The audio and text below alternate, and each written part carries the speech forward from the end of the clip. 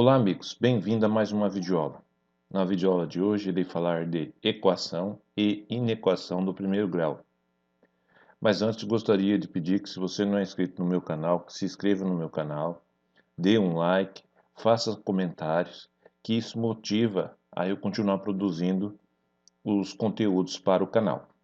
Então eu tenho aqui uma equação do primeiro grau, obviamente uma equação do primeiro grau, por quê? Porque o expoente aqui é 1, só que geralmente, essa equação aqui, x elevado a 2, é uma equação do segundo, digamos, se tiver mais termos aqui, x mais 1 igual a 0, isso aqui é uma equação do segundo grau. Por que é uma equação do segundo grau? Porque esse termo aqui, o grau dele é 2. Uma equação do primeiro grau, então aqui a gente não escreve, por exemplo, x ao quadrado mais x elevado a 1 mais 1 igual a 0.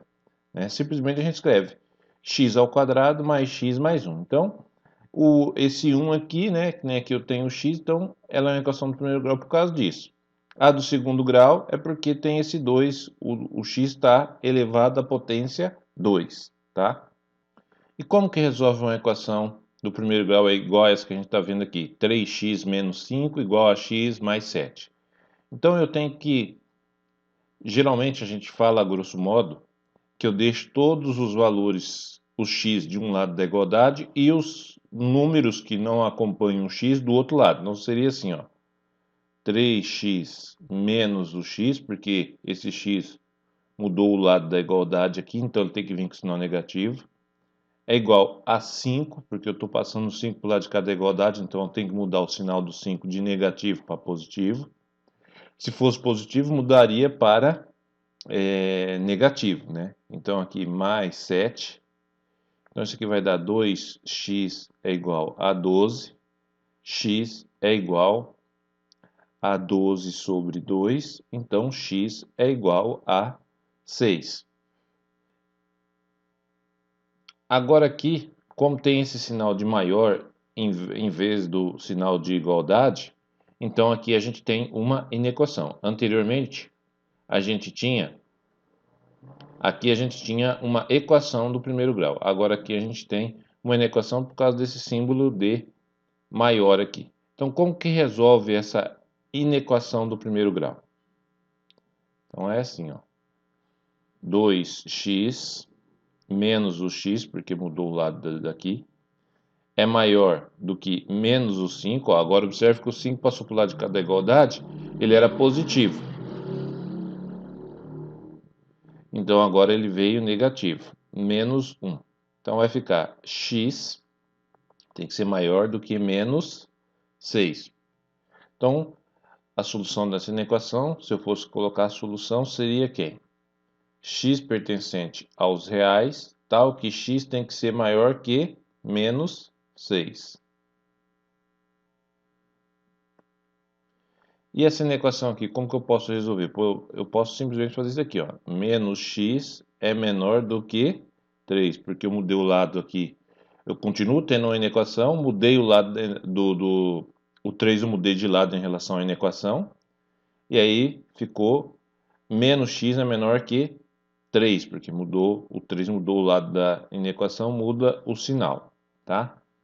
Aí, então, quem que poderia fazer parte do conjunto de solução dessa inequação? Por exemplo, x igual a 2, x igual a 1, x igual a 1 faz parte da solução dessa inequação, x igual a 2, x igual a 1, x igual a 0, O x igual a 4 faz parte dessa solução, x igual a menos 2 faz parte dessa inequação, Menos com menos dá mais, vai dar 2.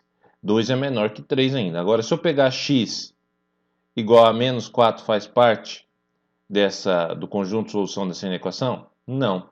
Se eu pegar x igual a menos 4, não faz parte do conjunto dessa inequação. Por quê? Ficaria menos com menos, daria mais. Então, ficaria 4 não é menor do que 3.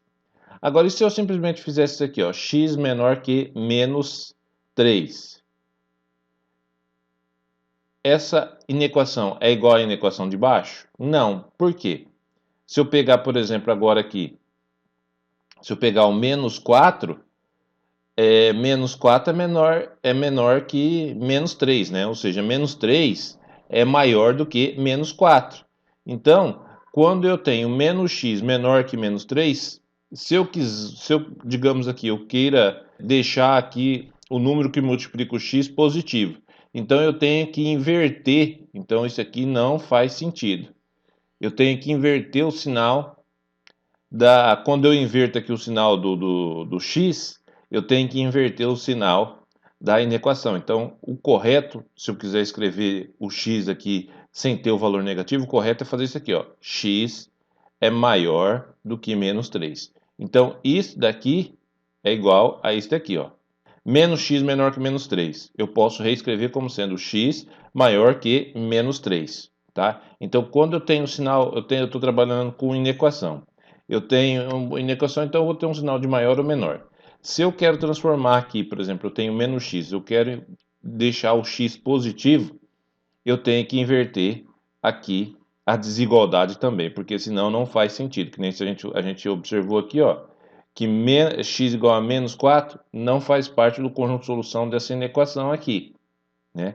Se eu só invertesse o sinal sem inverter a desigualdade, só invertesse o sinal aqui do lado esquerdo e do lado direito sem inverter a desigualdade, o conjunto de solução dessa inequação aqui, ó, já não seria o conjunto de solução dessa inequação aqui. Então, para que se mantenha o conjunto de solução dessa inequação aqui, eu tenho que inverter também o sinal da desigualdade, para que o conjunto de solução se mantenha o mesmo. Aí eu posso escrever, então, que o conjunto de solução é x pertencente aos reais, tal que x tem que ser maior do que menos 3. Então, o conjunto de solução dessa inequação aqui e dessa de baixo é o mesmo. Então, aí eu posso escrever assim, o conjunto de solução dessa inequação aqui é x pertencente aos reais, tal que x tem que ser maior que menos 3. Então, quando eu quero inverter, eu tenho que inverter a desigualdade também quando a gente está trabalhando com inequação. Bom, aqui nós temos um exercício que caiu lá no vestibular da Universidade do Rio Grande do Sul, né? Santa Maria. Sabe-se que o preço a ser pago por uma corrida de táxi inclui uma parcela fixa, que é denominada bandeira, e uma parcela variável, que é a função da distância, percorrida. Se o preço da bandeira é de R$ 4,60 e o quilômetro rodado, cada quilômetro rodado custa 0,96 centavos, qual é a distância percorrida por um passageiro que pagou R$ 19? Então, como que eu posso montar esse exercício? Eu tenho que pensar, já que a gente está trabalhando com a equação do primeiro grau, eu tenho que pensar em algo assim, né? Y igual a A vezes X mais B. Então, quem que seria o B aqui? O B seria o valor da bandeira, R$ 4,00 Então, R$ 4,60 é o valor do B. E o A? O A seria, então, o valor de 0,96. Então, poderia montar esse exercício assim, né? 0,96 vezes x mais 4,60. E R$ 19. R$ 19 seria, então, o valor do y. Então, vou colocar aqui R$ 19 é igual a 0,96 vezes x mais R$ 4,60. Aí, novamente, mudo o valor o R$ 4 para o lado de cá, então vai ficar R$ 19 menos R$ 4,60 é igual a 0,96 vezes x. Aí, se eu pegar e fazer este valor aqui, vai dar 14,40